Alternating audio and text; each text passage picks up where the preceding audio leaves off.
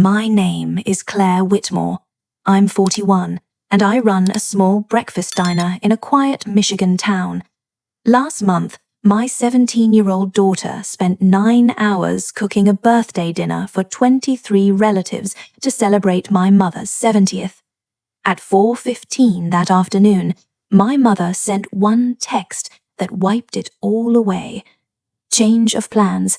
We're eating at a restaurant. Adults only. I didn't argue. I didn't post a single word online.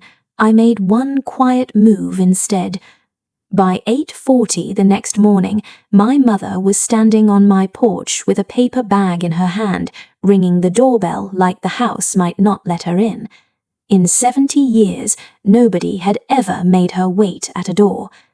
Here's what she didn't know about that night, all the 25 years that led to it. Let me take you back to the beginning. Run a diner long enough, and you learn the difference between a customer and a critic. Customers eat, critics evaluate, and they never tip. I bought this diner years ago from the man I'd waitressed for since I was 19, and I've flipped eggs before dawn every day since. You learn to feed people who never say thank you. It's fine. The griddle doesn't need applause, and neither do I. But there's a difference between a stranger forgetting to say it and a family that built an entire system out of not saying it. I grew up inside that system. In my mother's world, every gathering had an org chart, a better table and a lesser one, a list of who hosted, who brought the good dish, who got invited into the sitting room after dinner, and who only found out about it from photos. My mother, Eleanor, ran it all the way some women run garden clubs, like a government with a guest list. For 25 years, I was the staff. I cooked the holiday ham. I hosted the showers. Nobody ever asked me to. Asking would have meant noticing. My brother showed up with a bottle of wine and got a toast. I showed up with 3 days of cooking and got asked where the serving spoons were. I'm not telling you this so you'll feel sorry for me. I'm telling you because you need to understand the world my daughter was born into. I wasn't the favorite. I wasn't the black sheep either. I was the caterer. And it took my own daughter's 17th year on this earth for me to finally notice the apron I'd never taken off. Now, let me tell you about Maya. My daughter is 17, a senior, the kind of kid who shows love with her hands instead of her words. She fixes your wobbly chair. She charges your phone without being asked. She works weekends at my diner since she was 15, paid on the books, because I don't run my family the way my mother runs hers. When her grandmother's 70th came up on the calendar, Maya didn't buy a card. She planned a menu. For 2 weeks, she texted relatives one by one, asking a single question: what's the one dish from a family dinner that made you happy? She collected the answers like evidence. For my mother, she didn't even need to ask. Eleanor had spent 30 years telling anyone who'd listen about her own grandmother's peach cobbler, the one nobody had ever gotten quite right since. Maya found a version of the recipe online and tested it 4 times until the kitchen smelled like a county fair. She budgeted the whole dinner herself, $340 of tip money and babysitting savings. When I tried to slip her my card at the grocery store, she pushed it back. "It's my gift, Mum. Gifts count more when they cost you something." 17 years old, and she hand-lettered a place card for every one of the 23 guests in calligraphy she taught herself off a video. The one at the head of the table read Grandma Eleanor, with a gold border she redrew twice to get straight. I watched her tape the finished menu to the fridge and thought, this is the good part of us distilled. I had no idea I was watching a test my mother was about to fail. I want to be clear, I didn't walk my daughter into this blind. I know my mother. 3 weeks out, I put it in writing. I texted Eleanor, "Birthday dinner at our house, Saturday the 14th, 6 p.m. Maya's cooking it all for you. Yes?" She texted back one word: "Fine." Not lovely, not thank you. Fine. After hosting enough of her events, I know fine is a yellow light. A week before, on Sunday lunch, I asked again, out loud in front of witnesses, "Mum, Saturday, our house, Maya's dinner, you're sure?" She waved the question off like crumbs on a tablecloth. "Yes, of course, your house." Then, turning to her friend Diane, who'd stopped by to drop off cards, she added the line I should have taken more seriously. "Claire's place is cozy, homey, you know, simple." Diane smiled with only the bottom half of her face. I heard it, I logged it, and I did what I'd always done with my mother's little knives. I translated it into something a daughter could live with. She's just old-fashioned. She'll melt when she tastes the cobbler. 25 years of fluency in my mother's language, and it turns out fluency is its own kind of blindness. Because what I heard as a snobby aside was actually a door quietly opening. And through that door, 3 weeks later, at 4:15 on a Saturday afternoon, walked Diane's little gift. My mother simply cannot let love outrank protocol. I'd spent my whole life translating her, softening her rules into quirks, her cruelty into a different generation. But standing in my kitchen that afternoon, with her decree glowing on my phone, a new question walked in and sat down, one I'd never thought to ask in 41 years. I knew every rule in my mother's dictionary, but who wrote it? Meanwhile, the family chat did what it always does when Eleanor hands down a decree. It went diplomatically quiet. 2 thumbs-up emojis, 1 "sounds fancy" from a cousin's husband who's never had an opinion in his life. Then, in private threads, the real conversation started, because adults only had math in it. My cousin Meredith has 3 kids under 10. My cousin Jason has a 6-year-old and a baby. Between the 2 of them, adults only had just uninvited 9 people from a 23-person party with 4 hours' notice on a Saturday in a town where you can't conjure a babysitter any easier than you can conjure snow in July. Meredith texted me directly. "So what are we supposed to do? Leave them in the car?"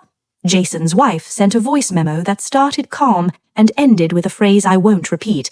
And reading those messages at my kitchen counter, I realized my mother's new plan hadn't just erased Maya's dinner, it had quietly sorted the entire family into who mattered tonight and who didn't, the same way she'd been sorting us my whole life. The only difference was, this time she'd done it in writing, time-stamped to all 23 of us at once. My phone kept filling up with other people's hurt. 6 dishes steamed gently on my stove. Upstairs I could hear my daughter taking off the dress she'd bought for a party that no longer wanted her. Something in me, something that had spent 25 years on its knees being reasonable, very quietly stood up. I called my brother first. Ryan is 45, sells commercial insurance, and has survived our mother the way smart men survive weather, by carrying an umbrella and never commenting on the storm. He picked up on the second ring, and before I finished explaining, he sighed. "Claire, it's her 70th, don't make it a thing."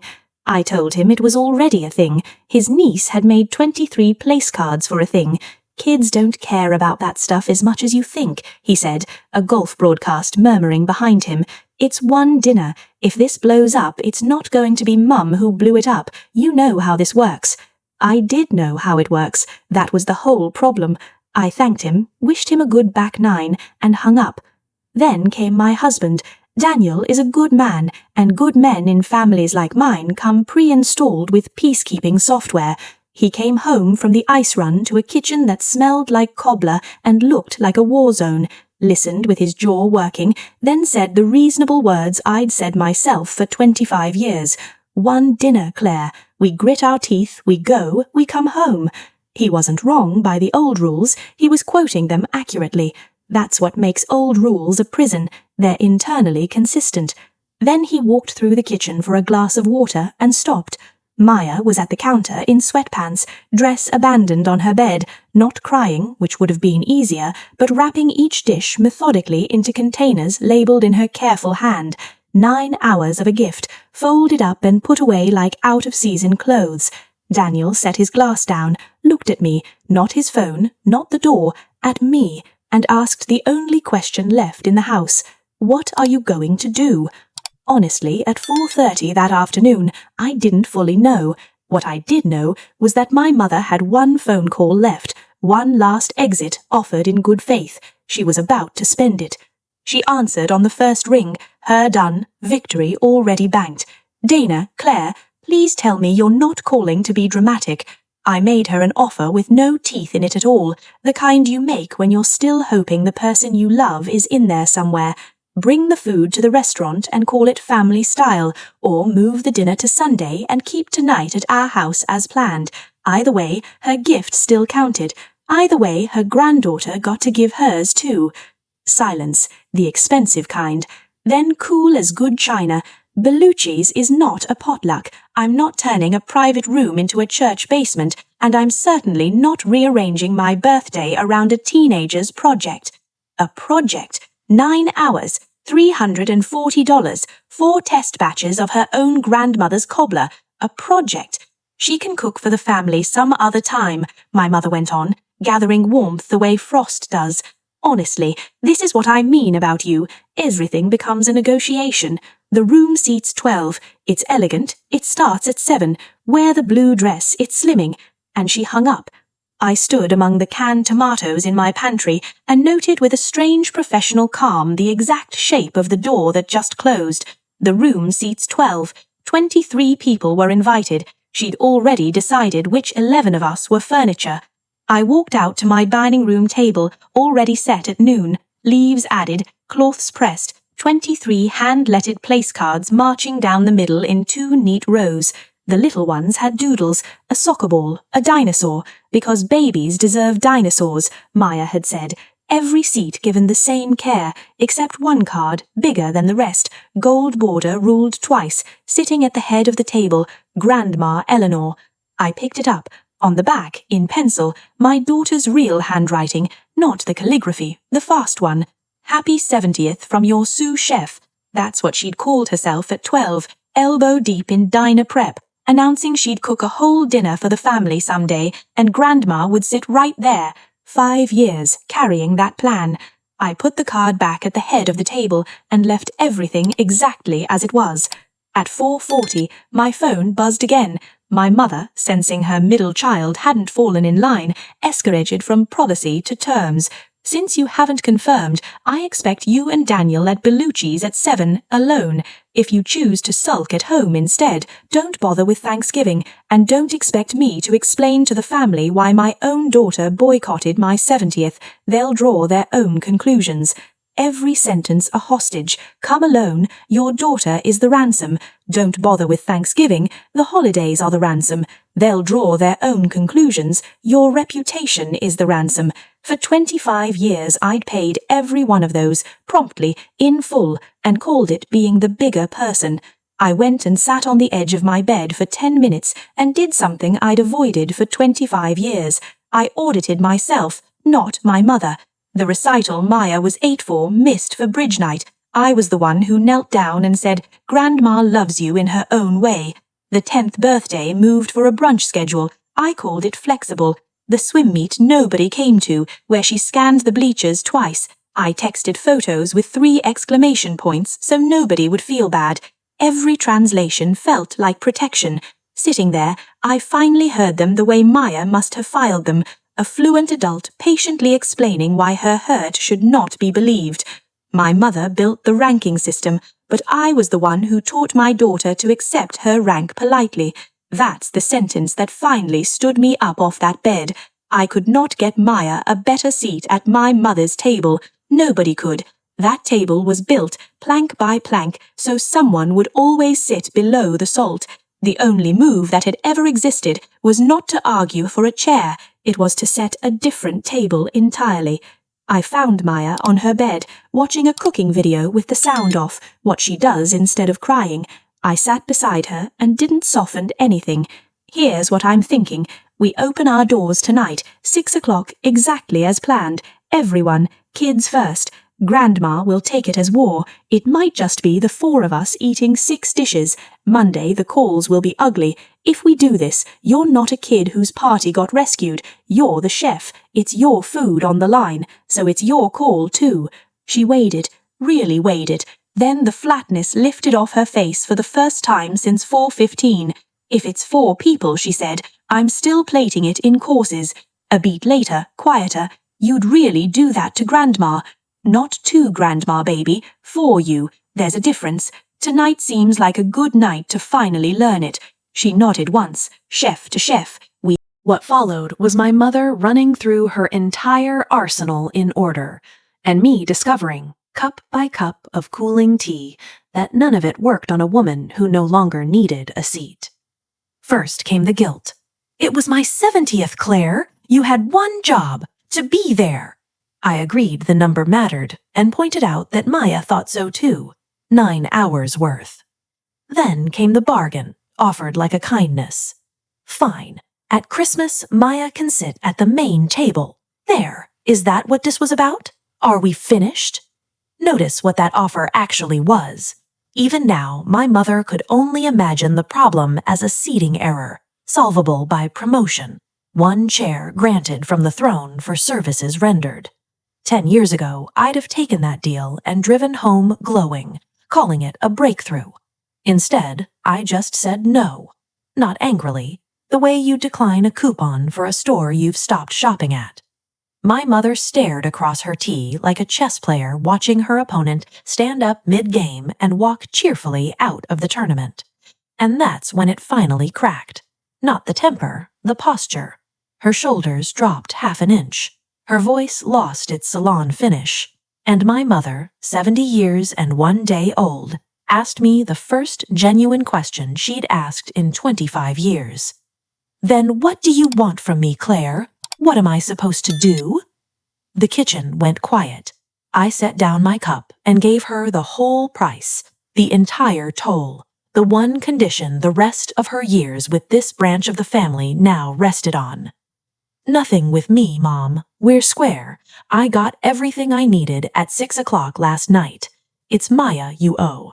She's in the backyard reading right now. You're going to walk out there and tell your granddaughter, not me, her, what her cooking meant to you. You'll know it went well if she shows you the menu she made. That's the whole price of this table. My mother looked at the back door the way soldiers look at open ground. Then she picked up her paper bag and stood. I watched from the kitchen window because some conversations you're not supposed to hear, only guard. My mother crossed the porch like it was a stage with no marks on it, visibly lost in a backyard for the first time in her life. Maya looked up from her book, didn't stand, didn't rescue her either. My daughter is done rescuing adults, and I have never been prouder of a lesson I never meant to teach. Then my mother, in pressed slacks and day-old salon curls, lowered herself onto the concrete step beside my daughter, not the chair 2 feet away, the step, and opened her paper bag. Inside was a container I recognized, a single serving of peach cobbler, lid fogged from the fridge. Carol, it turned out, had dropped it on my mother's porch the night before with a note. You should at least taste it. The fork my mother pulled out was her own good silver. She'd come armed for a ceremony. I watched through the glass as she said something, watched Maya answer, 1 syllable, watched my mother eat cold dessert on a concrete step, the dish her granddaughter had rebuilt from 4 test batches of a dead woman's memory. She ate the whole thing slowly. Whatever she said when she finished, I never asked, and Maya has never fully told me. That conversation belongs to the 2 of them. I watched my daughter's shoulders drop from around her ears for the first time in 2 days, watched her go inside and come back with a piece of cardstock, the menu, hand-lettered, Grandma Eleanor's 70th birthday dinner across the top.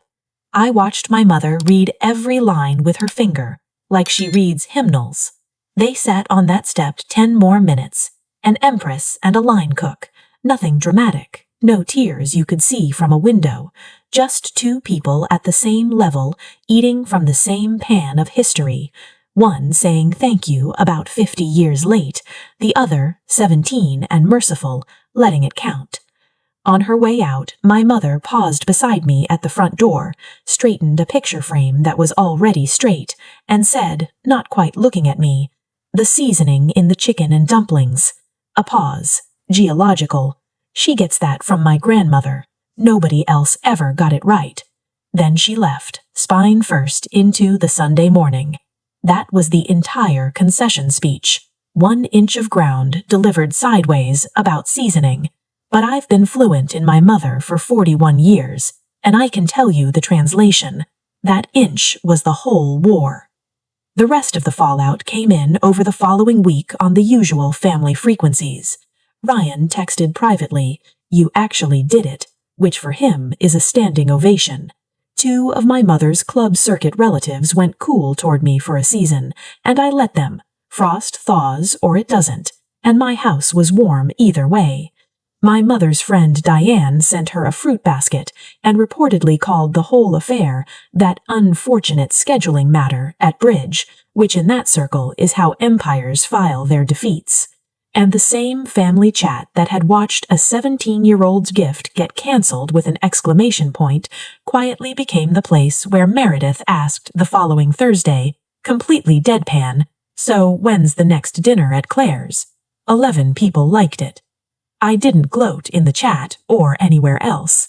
I'm telling this story a month later, and I still haven't posted a word about it, because the win was never the story. My mother taught me everything I know about narrating a family, and the whole point of that Saturday was to stop. The empire didn't fall. Empires rarely do. But that morning it knocked and waited and said thank you to a 17-year-old on a concrete step. I'll take that over a crown any day. It's been 6 weeks now, and I want to tell you what's become normal, because normal is where revolutions either take root or die. On the first Sunday of the month, my table gets extended again, cloths on, a new set of hand-lettered place cards down the middle. Maya's table is a thing now. First Sunday, every month, our house. She plans the menu, the cousins' kids get cards with doodles. Carol arrives with her coat somehow already off. And there's no head of the table anymore, because Maya seats people wherever the conversation needs them. A philosophy of hospitality she invented herself, and one I fully intend to steal for the diner. Meredith's crew hasn't missed one. Jason's baby has eaten strained peaches off the good spoons, and my mother came to the first one. She sat in the middle of the table at a place card that read, in gold-bordered calligraphy, simply, Grandma. Not her full name, not the head seat, same ink as everybody else. I watched her read that card and pocket it, actually pocket it when she thought no one was looking. She missed the second Sunday for a club event, and here's the miracle nobody warned me about. It was fine. The door stayed open. Nobody grieved. The dumplings got eaten. She is who she is. The difference is her rank doesn't set the weather in my house anymore. She can come sit in the warmth as an equal, or she can miss it. Either way, the cobbler comes out at 6:15. And as for Maya, she's applying to culinary school this fall. Her application essay opens with a birthday dinner for 14. I let her read it once at the kitchen counter, and I had to hold the pages away from my face, like a woman checking her mascara at a funeral. Midway through that first monthly dinner, while the cousins fought over crust corners, my daughter leaned into my shoulder at the pass and said quietly, "I'm not used to this yet." I looked out at that loud, unranked, gravy-stained table she'd built and gave her the only inheritance worth passing down. "Good," I said. "Don't ever be." I spent 25 years asking for a better seat at my mother's table. It turns out the only thing I ever had to do was set my own, because the people who truly love you don't beat a ranking to find their chairs. That's my story. 9 hours of cooking, 1 text at 4:15, 20